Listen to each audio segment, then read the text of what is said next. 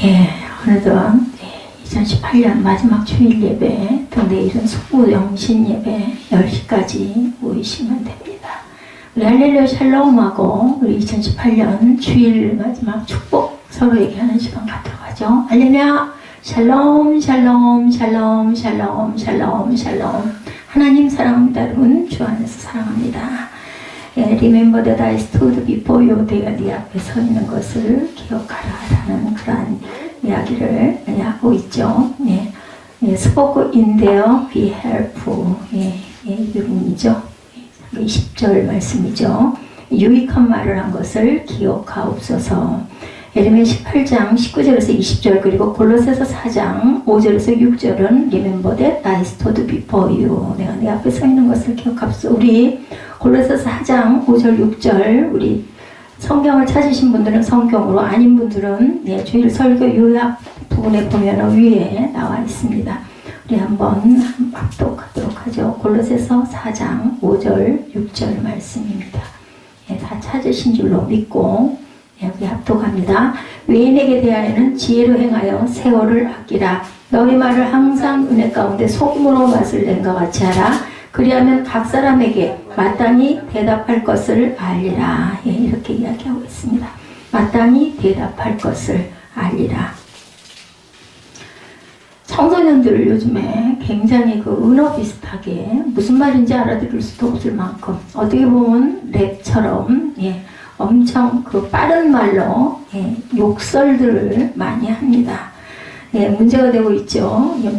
지금 요즘뿐만이 아니라 수년 전부터 행해지는 부분입니다. 청소년의 73.4%가 매일 욕을 한다고 합니다. 성에 그러니 그냥 일상어가 그렇게 어른들은 알아듣지도 못할 정도로 빠른 하루에 100번 이상 욕설을 하고 비속어를 남용하고 있다라는 그런 통계가 나와 있어요. 이런 청소년들의 욕설이 사회적 문제가 되는 것은 청소년들의 놀이문화가 되었어요. 욕하는 게 그냥 어떤 즐거움, 그 욕이라고 생각을 하지 않는다는 거예요. 그리고 욕 애플리케이션이 또한 인기가 있다고도 하네요. 청소년들이 왜 욕설을 이렇게 많은가 하고 심리를 분석해 보았더니 스트레스 해소, 그죠? 마음에 뭔가 눌린 거, 뭔가 하고 싶은 걸 못하는 거, 또는 친근감의 표시이기도 하다고 합니다. 친근감. 그리고 습관이 되어서 하기도 한다. 여러 가지 의미가 있는데 저는 친근감이 든다. 어른들한테는 또 그렇게 하면 안 되겠죠? 친구끼리 가벼운 욕설하면서 친하다는 표시를 하기도 하나요? 그렇군요. 우리들이 생각할 때 어른들 세대의 그 욕하고는 또 조금 의미가 다른 것 같아요. 청소년들의 욕설은 친구나 대중매체를 통해 가장 많이 배운다 그러고 청소년들의 언어 생활에 부정적 영향을 주는 매체는 온라인 게임 아니면은 인터넷, 휴대전화, TV 이런 것들이 매체가 된다고 하는데 영화 속에 또한 욕설도 굉장히 위험 수위를 넘는다고 합니다. 이렇게 요즘 아이들의 말이 점점 맛과 멋이 사라지고 그 뭐랄까요? 정취가 많이 사라집니다. 어떤 어른께서 밖에서 집에 그 나들이를 하고 집으로 돌아가시다가 하늘로 돌아간 게 아니라 골목길을 이렇게 딱 들어서는 자기네 집 골목을 들어섰는데 한 중학교 3학년쯤 되는 학생들 몇 명이 골목에서 우산을 쓰고 담배를 피우고 있더라고 해요. 그런 광경 많이 보이죠. 그래서 이 어른이 얘들아 담배 피우면 몸에 해로워요 하고 얘기를 했대요. 그랬더니 어떤 애가 우리 할머니 손자예요? 그렇게 딱 반문을 하더라고 합니다. 그래서 니들 건강 생각해서 그러지 하고 얘기를 하셨더니 다른 아이 하나가 아가리 닥쳐 이렇게 얘기를 했다고 기가 막히다라는 그런 그 글이 올라온 걸 봤습니다. 그 할머니는 그냥 놀래가지고 얼른 골목을 빠져서 걸음아 날 살려라 하고 골목을 빠져나왔다고 그래요. 정말 무서운 일들이 너무 많이 일어납니다. 신문에는 중학교 학생이 담배 피운다고 꾸중한다고 교감 선생님을 폭행한 사건도 올라와 있습니다. 어른도 없고 선생님도 없고 위아래도 없고 그죠? 이렇게 막말을 하는 험한 세상, 맛에 관한 말이 굉장히 많죠. 살맛 난다는 말도 있고 일할 맛 난다는 말도 있고 감칠맛이 난다는 말도 있고 여러분들이 싫어하죠? 중고등학교 학생들 공부할 맛이 난다. 그러면 참 좋겠는데 그리고 제 살 맛이 난다는 말도 있습니다. 모든 맛이 어디에든 정말 중요합니다. 저는 밥맛을 좀 맛있는 맛을 느껴봤으면 좋겠어요. 정말 그냥 먹어야 되니까 안 먹었으니까 몸에 나쁘니까 그냥 정말 그걸 생각 못 했거든요. 몇 년 전만 해도 제가 한 5, 6년 전만 해도 어쩔 수 없이 밥을 먹어야지 그리고 맛을 잘 모르겠다라는 그런 그 느낌이 거의 없었는데 요즘에 제가 그렇습니다. 우리 말도 굉장히 멋이 있고 맛이 있다라는 이야기도 많이 합니다. 일할 만난다는 말은 영어로 번역하면 I love my job 이라고 하죠. 맛이 난다는 말을 다른 나라 말로 번역할 수 있는 우리나라만의 그 맛이 나는 말들이 많습니다. 우리 일상에 말에 맛이 있어야 된다. 말맛이 없으면 세상이 삭막해진다라고들 합니다. 청소년들 비속어를 많이 사용하고 욕설이 많다고 욕할 게 아니고 어른들도 그죠? 만나는 말을 좀 많이 하면 좋겠다. 오늘 그 마지막 30일이죠. 12월 30일. 그 말씀 속에서 제가 느낀 게 오늘 본문 18장 19절 20절을 통해서 말을 우리가 어떻게 은혜롭게 할 수 있을까 좋은 말을 많이 해야겠다는 생각이 들었어요. 야훼여 나를 돌아보세요. 에레미가 고백하죠. 나와 더불어 다투는 그들의 목소리를 들어보옵소서. 20절에 어찌 악으로 선을 갚으리까마는 그들이 나의 생명을 해하려고 구덩이를 팠나이다. 내가 주의 분노를 그들에게 돌이키려 하고 주의 앞에 서서 그들을 위하여 유익한 말을 한 것을 기억하옵소서. 무슨 말일까요? 하나님이 주신 말씀 속에 은혜의 말들을 한 것을 기억하옵소서. 이러한 그 내용 속에서 우리도 이런 은혜로운 말, 유익한 말, 축복하는 말 이런 말들을 2018년에는 얼마만큼 했나 내가 많이 못한 것 같아 별로 기억이 안 나 이다면 우리 2019년에는 되도록이면 만나는 말, 유익한 말, 은혜로운 말, 축복하는 말들을 많이 해야 되겠다. 우리가 입술의 고백대로 여러분들 느끼십니까? 됩니다. 뭐 그런 게 되겠어. 그런데 정말 계속 이후로 그래서 아이들한테 망할 녀석이란 말을 안 한다라는 이야기 우리 저 신학교 다닐 때 정말 실제로 너무 힘들어요. 다들 주부들이 많고 직장인들이 많고 이러다 보니까 너무 바쁘고 힘든데 학생들은 엘리베이터를 타면 안 되거든요. 어른들임에도 불구하고 40, 50대, 60대, 70대도 계세요. 근데도 그 계단을 그 지하 성전이지 지하에 있잖아요. 거기서 4층 꼭대기 5층까지 막 뛰어 올라가면서 아이고 죽겠네잖아요. 근데 아이고 살겠네 하고 뛰어다니고 이렇게 아이들 보고도 망할 녀석 이렇게 얘기하지 않고 흠할 녀석, 축복받을 녀석 이렇게 얘기하는 거를 봤습니다. 자꾸 이걸 버릇을 들여야 되죠. 듣기 싫어하는 말들도 많죠. 무례한 말, 버릇없는 말, 거친 말, 상스러운 말, 아까 아이들의 욕에 대한 이야기도 했던 것처럼 불결한 말, 성난 말, 그리고 비열한 말 이런 말들이 많이 있죠. 듣기 좋고 마음이 힘이 되고 영적으로 도움이 되는 말을 하는 것이 그리스도인의 언어 습관이 되어야 되겠다. 되도록이면은 우리가 그냥 가볍게 하는 이 새끼 저 새끼 이런 소리도 될 수 있으면 쓰지 않아야 됩니다. 리처드 포스터는 혀는 우리의 영적 온도를 조절하는 온도계다 이렇게 얘기합니다. 자, 혀는 우리 영적 바로미터죠. 그 사람의 말을 들어보면 영적 수준, 또 교양의 수준, 지식의 수준, 그 사람이 뭘 하고 있는 사람인가. 제가 어저께 샤워장에서 샤워를 하느라고 이렇게 잠깐 하고 나서 나와가지고 드라이를 없으면 안 돼. 전 머리가 길어가지고. 드라이가 3개밖에 없고 고장난 드라이도 있고 해서 항상 드라이가 항상 쉴 데가 없습니다. 그래서 이렇게 바라보면서 기다리고 있는데 연세가 좀 드셨어요. 드신 분인데 어른이신데 제가 이렇게 보고 있었더니 나를 딱 보더니 드라이 쓰시려고요. 그래서 그랬더니 아이고 여기 있어요. 쓰세요. 아주 친절하게 말씀을 하시면서 내가 그걸 들여다보는 게 너무나 사모하고 들여다봐서 이 양반이 하시다 말고 그랬나 싶어가지고 제가 이렇게 머리가 길다 보니까 닦아도 물이 자꾸 떨어져서요 하고 했더니 아유 그렇습니까? 제가 좀 닦아드릴까요? 그래서 아유 아니라고 너무나 황송해가지고 참 달리 보이더라고요. 그렇게 얘기하시는구나. 한 번도 본 일이 없는데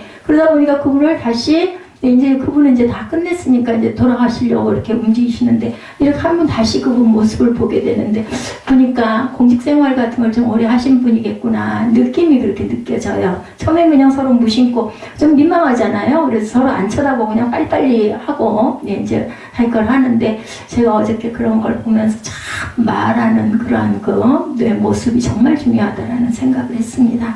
야고보서 1장 26절에 누구든지 스스로 경건하다 생각하며 자기 열을 제갈 물리지 아니하고 자기 마음을 속이면 이 사람은 경건은 헛것이다 얘기합니다. 미쳐보시지 못하는 분들은 설교 그 요약본에 보면은 나와 있습니다. 많지 않아서 오늘 만들어 놨으니까 나중에 성경을 보시고 싶으면 그걸로 좀 찾아보시면 아마 더 편하실 겁니다. 경건한 사람은 맛있는 말을 하는 사람이다. 네. 그분이 달리 보이더라니까요. 아직도 모습도 살피게 되고 자신의 입을 단속할 줄 아는 사람, 진실한 말은 사람의 마음을 움직입니다. 어제 제가 그 대한 그분은 그냥 형식적이 아니었어요. 정말 닦아줄 기세로. 그래서 저는 너무 민망해서 아유 됐다고 그랬더니 머리카락도 붙어있네 하면서 정말로 이렇게 어깨에 있는 머리카락을 떼주시면서 그러더라고요. 예, 진실한 말은 사람의 마음을 움직이죠. 수다스러움은 손버릇 나쁜 것보다 또한 곤란할 때가 많습니다. 말도 너무 많이 하면 안 되겠죠. 조심해서 해야 되고 또 필요한 말은 해야 돼요. 너무 안 해도 그것도 문제입니다. 우리가 꼭 적재적소에 인사할 땐 인사할 줄 알아야 되고 표현할 땐 표현할 줄 알아야 되겠죠. 달리기 하면서 선수에게 결승점에서 널 기다리고 있을 거야 라는 식의 심리전과 같은 말을 트레이시 토크라고 해요. 예, 실제로 이런 말을 들으면 힘을 내서 달릴 수 있다고 합니다. 그럼 뭐 그 전에 그런 그 영상 여러분들 봤죠? 아빠가 함께, 아이와 함께 뛰면서, 이제 달려라 챔프 제가 그걸 본 기억이 있습니다. 장애를 가지고 있는, 소아마비를 가지고 있는 아들이 뛰는데 가다가 넘어지고 하니까 아빠가 운동장에 나와가지고 힘내자, 같이 뛰자, 막 이러면서 끝까지 완주를 시키는 모습을 제가 참 은혜롭게 봤습니다. 누군가가 내가 기다리고 있을게 하면은 정말 조금 힘이 빠지고 할 때도 내가 가야지, 끝까지 가야지 정말 중요합니다. 이럴 때 부모가 자녀에게 너는 잘 될 일이 없을 거야. 너는 이 녀석 그렇게 해봤댔자 결국은 갈 곳이 네가 어디니? 뭐 이런 식으로 얘기를 하면 안 되겠죠? 예, 진짜 훗날에 그런 경우가 닥친다. 너는 그러다가 감옥 가. 너 그러다가 범죄자나 돼. 이런 식으로 자꾸 그렇게 보일지라도 자꾸 축복하는 말을 해야 되겠다. 예, 우리가 하는 말대로 이루시는 하나님, 들으시는 하나님이시고 그 말대로 그래서 예전에 우리나라 그 속담 중에도 말이 씨가 된다 이런 이야기를 많이 하죠. 맛있는 말에 소금으로 맛을 내는 말을 함부로 맛있는 가정, 맛있는 교회, 맛있는 사회를 우리가 만들어가는 선두주자들이 되어야 되는 것이 우리 크리스찬들이라는 것. 첫째, 우리의 말은 항상 맛을 내야 한다라는 겁니다. 예, 골로새서 4장 6절 상반절에 예, 여기 그 설교 요약문 보시면 됩니다. 상반절에는 너희 말을 항상 은혜 가운데 소금으로 맛을 낸과 같이 하라고 말씀합니다. 우리의 말에 뭐를 치라고요? 소금을 쳐서 맛있는 말을 만들어라. 이 말씀은 예, 성도들이 불신자를 대할 때 말을 아름답게 하기 위해 우선 교회 안에서 예, 성도끼리 아름다운 말을 서로 하고 권면할 줄 알아야 돼요. 습관이 되잖아요. 그죠? 예, 훈련을 해야 된다. 소금으로 맛을 내의 뜻은 부패하고 더러운 말을 하지 않도록 주의하라는 의미입니다. 정말 말에다 소금을 치라는 뜻은 아니죠. 소금이란 어떤 역할을 해요? 방부제 역할을 합니다. 썩지 않게 하죠. 더럽고 옳지 않은 것들을 또한 해소시켜주는 그리고 소독의 그런 효과도 갖고 있죠. 소금을 치라는 말은 성경에 익숙한 말입니다. 성경은 하나님께 드리는 제사의 제물인 소제물에 소금을 치라고 말씀하고 있습니다. 제사장은 번제물에 소금을 치라고 합니다. 향을 만들 때 소금을 쳐서 성결케 하라고 하죠.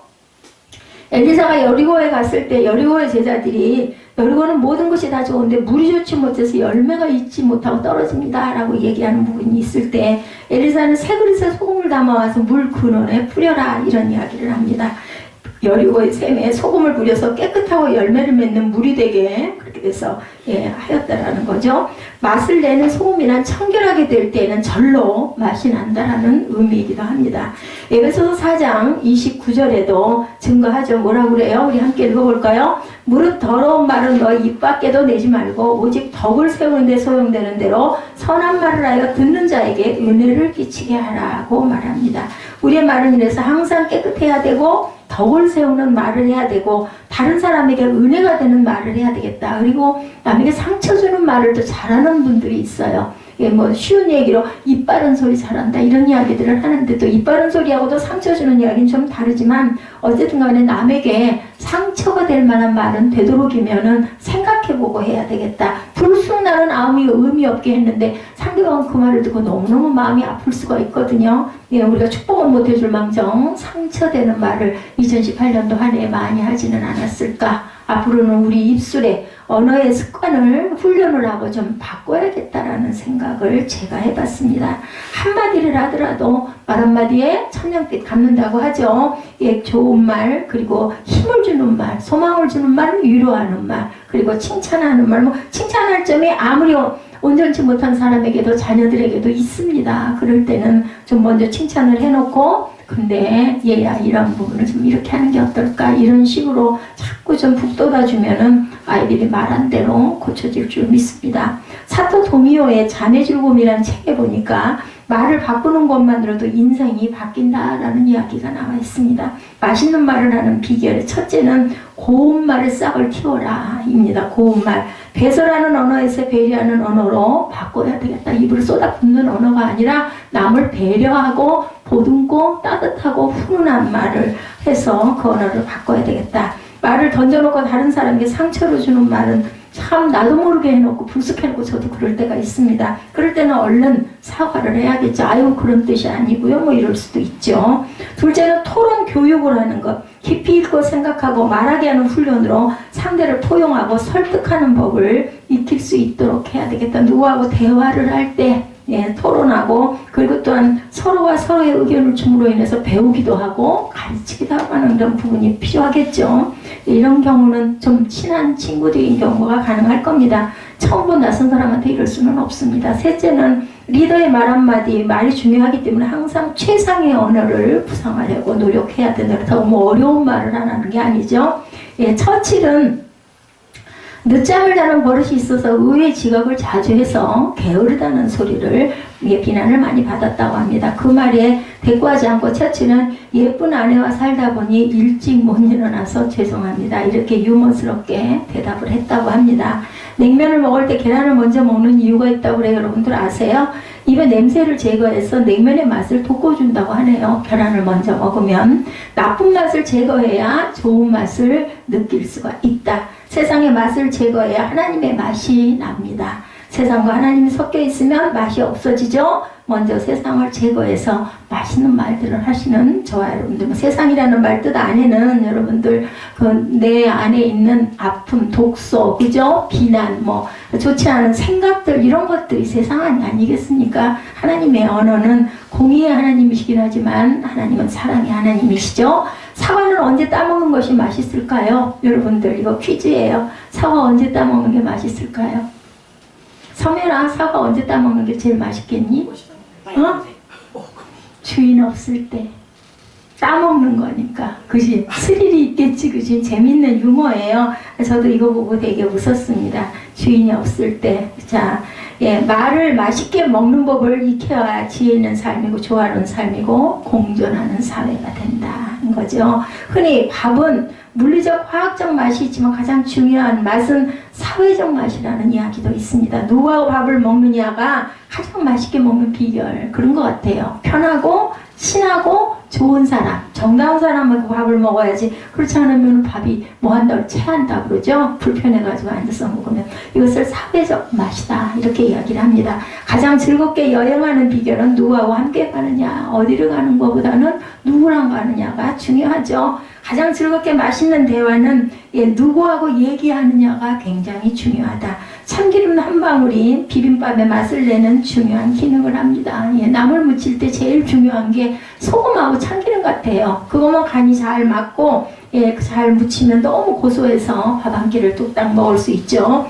그래서 짧고 간결하여도 맛있는 말은 모두를 주변 사람들을 즐겁게 합니다. 어떤 이의 말은 참기름같이 한마디라도 모두 즐겁게 하는데 어떤 이의 말은 한마디로 여러 사람을 찡그리게 하는 수도 있는 거 여러분들 많이 경험하시죠? 눈물의 의미를 한국 사람만치 깊이 아는 사람들이 없다고 합니다. 요즘은 그렇지 않지만 옛날에는 뭐 하면은 눈물이 떠올라요. 시집살이, 며느리 시집살이. 요즘은 뭐 그런 분들 많지 않겠지만 정말로 눈물로 3년 산다고 그러죠. 벙어리 3년. 자 장님 3년, 귀머거리 3년. 그럴 만큼 쉽사리가 맵다. 고추 당초 같다. 저 그 뭐죠? 청양고추 손으로 뱉어가지고 씨 바르고 나면 살짝 살갗에만 대도 따갑고 아주 눈 가까이 가면 막 눈이 시리고 눈물 나지 않습니까? 파도 마찬가지고 양파도 그렇습니다. 눈물 성을 흘리지 않고는 음식 맛을 못 낸다. 양파 다듬을 때, 그저 다질 때 눈물 많이 나죠? 예, 옛날 어머니들은 음식 간을 맞출 때 눈물 맛에 간을 맞췄다고 얼마나 힘들고 얼마나 고난 삶을 살았으면 음식의 맛을 체내의 염분과 같게 해야 맛이 있다고 그러네요. 체내의 염분, 예, 염분의 농도, 인체는 간이 맞아야 한다는 거죠. 그래서 손으로 부엌일을 하면 음식이 맛이 난다 그러죠. 그래서 장맛은 손맛이다 이런 이야기 합니다. 요즘엔 뭐 손으로 음식 주물르는 분 별로 안 계세요. 거의 비닐 장갑을 끼는데 그 비닐 얇은 장갑도 어떻게 보면은 사람의 손의 온도는 전해지지 않을까 하는 생각도 제가 해봤습니다. 김치 맛은 집집마다 다르죠. 똑같은 양념 가지고 김치를 담아놔도 그냥 대충 주물주물 묻혀놔도 예, 어머니의 손맛은 너무너무 맛있다라는 이야기를 많이 합니다. 왜냐하면 그 자녀가 그 맛을 먹고 자랐기 때문에 그 맛이 가장 익숙하고 그 맛이 입에 맞는 것일 수도 있습니다. 우리의 말도 우리의 몸에 알맞는 맛을 내야 된다. 말을 잘못하면 그 말 때문에 사람의 육체가 병들고 심지어는 상처가 난다라는 것 여러분들 그렇게 잘 기억하시기 바랍니다. 말을 잘하면 그 말로 사람의 육체의 병도 고치고 용기와 힘도 주죠.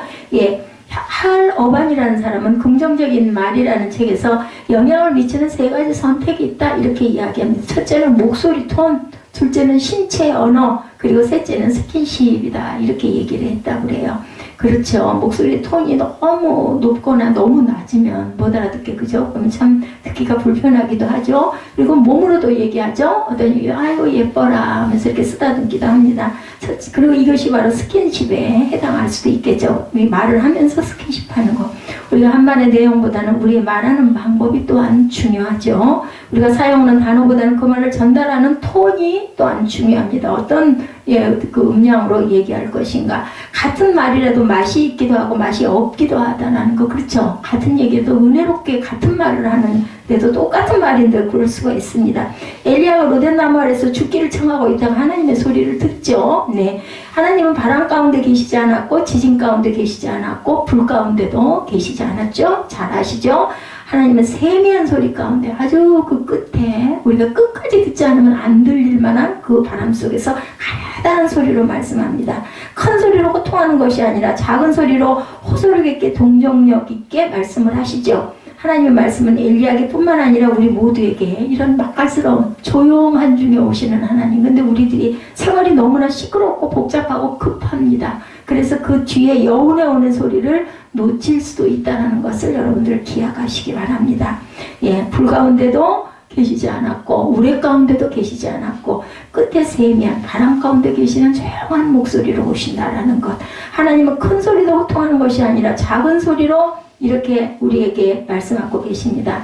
하나님의 말씀은 엘리야에게 뿐만 아니라 우리 모두에게 지금도 말씀하십니다. 둘째, 말의 맛을 내면 소통이 이루어진다고 하네요. 첫째는 스킨십을 잘해야 되겠다. 그리고 두 번째는 말의 맛을 내면 소통이 이루어진다. 골로새서 4장 6절 여기 나와 있죠. 하반절에 그리하면 각 사람에게 마땅히 대답할 것을 알리라고 말씀하고 있습니다. 예, 맛을 내는 말은 마땅한 대답을 알게 한다. 바른 대답은 소통의 의미를 가지고 있다는 거죠. 사람들이 서로 말을 할 때 상대방에게 바른 대답, 기분을 좋게 하는 대답을 하는 것만으로도 대화 원활하고 소통이 가능해진다. 왜냐하면은 얘기하는데 친근하게 얘기하고, 그죠? 뭔가 느낌이 부드럽고 좋으면은 누군가 딱 앉아서 상담하고 얘기를 할 때 마음이 좀 편안해지지 않습니까? 이게 중요하다. 또 표정도 좀 부드러워야겠죠. 동문서답이란 말이 있죠. 물음과 관계없는 엉뚱한 대답을 할 때입니다. 우문현답이란 말이 있습니다. 어리석은 질문에 아주 현명한 답을 할 수도 있다. 이런 일은 우리 주변에서 흔히 일어납니다. 바른 대답, 물음에 대해서 질문자의 마음을 시원하게 하는 일들, 예, 물론 그런 일들을 해가야 되겠다. 바른 대답, 물음에 대하여 질문자의 마음을 시원하게 하는 대답은 즐거운 대화를 할 수 있게 해주죠.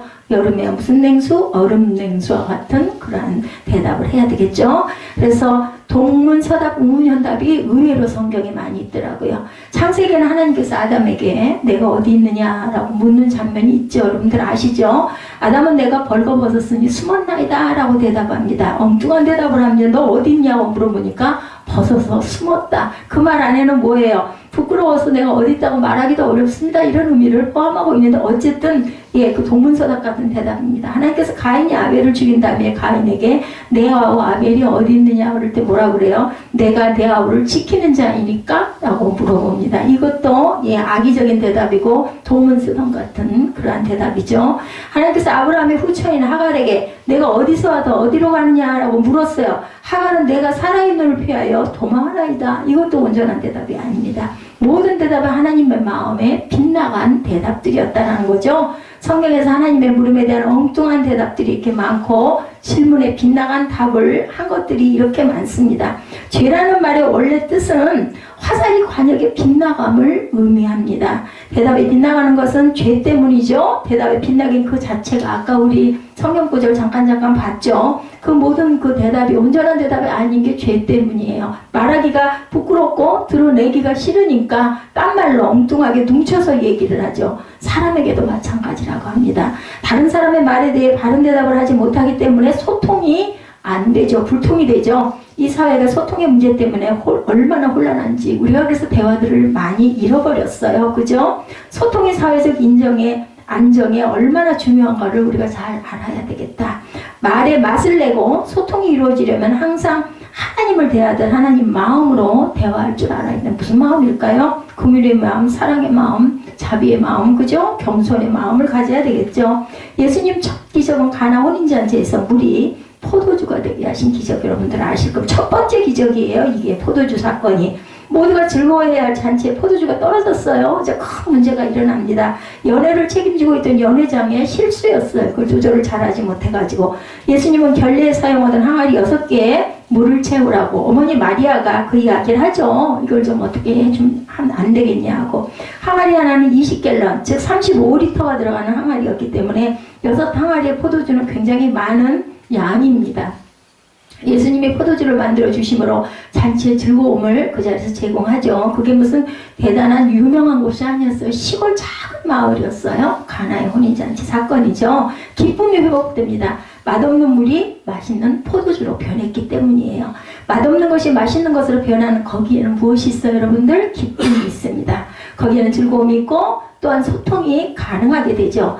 예수님은 맛없는 세상을 이렇게 맛있게 만드시는 분이십니다. 맛없는 말을 맛있게 하시죠. 맛없는 관계를 맛있는 관계로 바꿔주시고 맛없는 삶을 맛있게 해서 삶의 의미와 희망과 용기와 소망을 주시는 분이 바로 예수님이죠. 우리의 말에 기름을 부어주시면서 말이 맛있어지고 관계가 회복되고 소통이 가능하게 하신 예수입니다. 우리 시대의 가장 큰 문제는 세대 간 계층 간의 소통의 단절입니다. 말할 시간들이 없어요. 대화들을 안 하니까 자꾸 말이 줄어들고 단절이 되고 말을 하다 보면 말이 안 통해요. 그죠? 그러다 보니까 포기하게 되고 아니면 얘기하다가 그냥 소리가 커져가지고 거칠어져가지고 관계가 더 나빠지기만 기기도 합니다.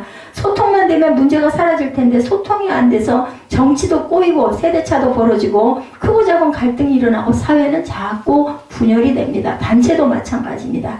이런 사회에 예수님은 대화의 맛을 내려고 오신 분이시다. 예수님은 말씀이 무엇이 돼서 우리 가운데 거하셨어요? 말씀이 육신이 되어서 오신 분이죠. 말씀으로 또한 세상을 하나님께서 창조하셨습니다. 말씀으로 또한 명령하셨죠. 말씀으로 또한 치유하셨습니다. 말씀으로 화해하게 하시고 예수님이 계시면 치유가 가능하고 회복이 가능하고 화해가 가능한 그러한 모든 인간사의 문제를 해결하는 그러한 해결사로 항상 오셔서 지금도 저희와 여러분에게 이렇게 말씀하고 계십니다. 다른 사람을 배려하는 말을 하라는 거죠. 서로 다투다가 저 사람 도무지 말이 안 통하네 이런 얘기를 할 때가 있습니다. 말에 소금으로 맛을 내서 말이 통해야 은혜로운 관계가 형성이 된다는 거죠.